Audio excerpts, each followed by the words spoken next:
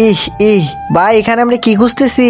Mummy, যার কাছে একটা মায়াবী জাদুর লাঠি আছে যেটা দিয়ে আমরা পুরো পৃথিবী রাজত্ব করবো। খুদো তাড়াতাড়ি, এখন তো তাড়াতাড়ি করা লাগবে। হ্যাঁ ভাই, পেয়ে গেছি। কি বলিস, তাড়াতাড়ি যাই। সর্দার, আমরা মমি পেয়ে গেছি। অনেক ভালো করেছিস তোরা, আজকে তো এই লাঠিটা আমার হয়ে যাবে। আরে সালা, পড়ে গেলাম। এ তো দেখি জীবিত হয়ে গেল। আহা হা হা, আমাকে কে মুক্ত করেছে? আমার সর্দার করেছে।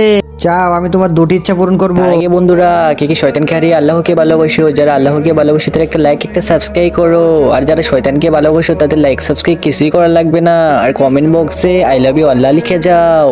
আমাকে জাদুর লাঠিটি দিয়ে দাও। না, এটা তোমাকে আমি দিতে পারবো না। এটা দুনিয়া ধ্বংস করে দিতে পারে, আর এটা নিতে হলে আমার মরা লাগবে।